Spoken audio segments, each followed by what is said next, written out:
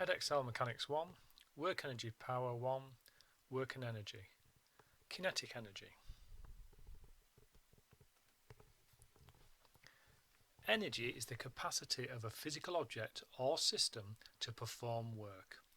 It is a scalar quantity and the SI unit of work is the joule, capital J. Energy comes in a variety of different forms. For example, heat, light, sound, chemical, electrical and nuclear are all types of energy. But the one that we're interested in is mechanical energy. So in mechanics, we're only really concerned at the moment with mechanical energy. This is the energy of a body or system due to its motion or its position or height.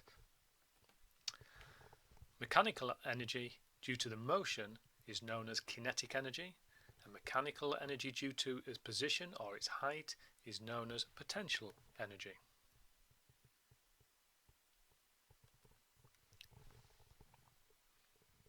So kinetic energy. Using Newton's laws and the equations of motion, it is possible to derive an expression for the amount of work that a force acting on a body to accelerate it uniformly from rest would need to do.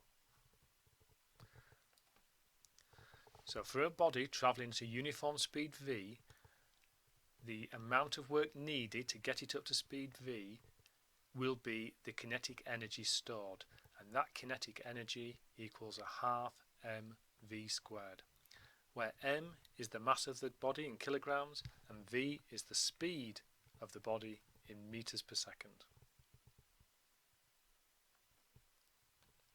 So for example, a car of mass 1,200 kilograms is moving at 13 meters per second. So its kinetic energy, which we know is a half mv squared, is a half times its mass, which is 1200, times its speed, 13 squared. So that's 101,400 joules of kinetic energy. It now increases its speed to 15 meters per second. Find the increase in kinetic energy. So the first thing we've got to do is to find its final kinetic energy. So its final kinetic energy, using a half mv squared, is a half times the mass, 1,200 kilograms, times the speed, 15 squared. And that gives us 135,000 joules of kinetic energy. Now the question wants to work out how much the kinetic energy has increased.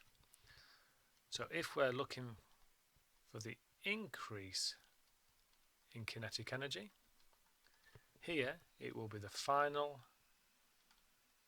kinetic energy minus the initial kinetic energy.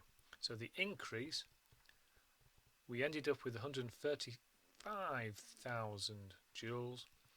We only started off with 101,400 joules. So with the increase or the gain is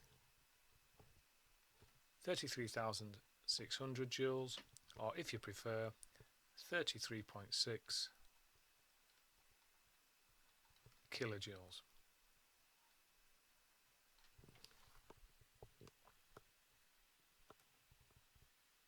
As we can see there.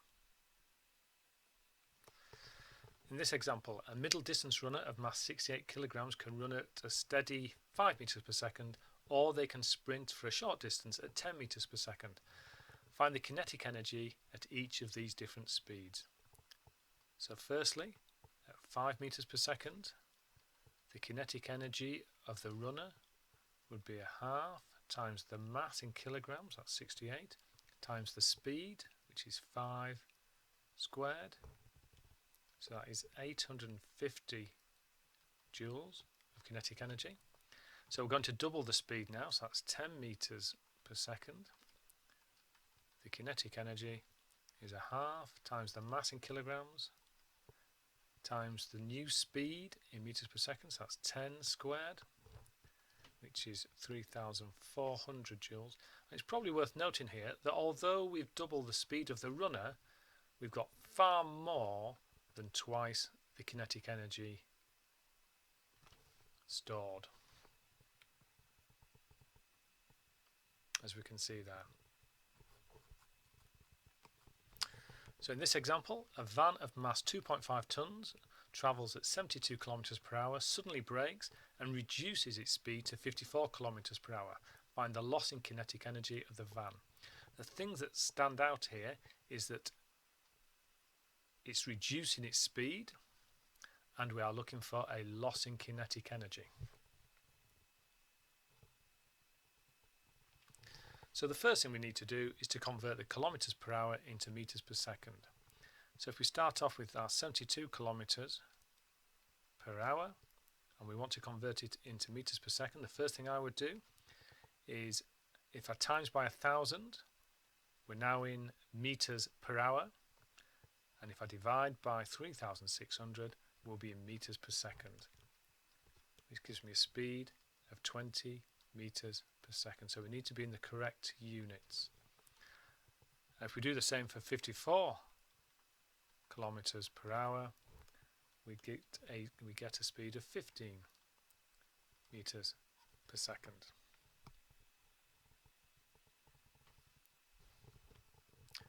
So now we want to find the loss in kinetic energy. So if the examiner or the question wants the loss in KE, we started off with more kinetic energy that we ended up with. So to get the loss in kinetic energy, we need the initial kinetic energy, which is half the mass in kilograms. So that's 2,500 kilograms times the initial speed 20 squared, and we've got to take off the final kinetic energy, which is half the mass in kilograms times the final speed squared, which gives us 218,750 joules, or if you prefer 219 kilojoules, to three significant figures.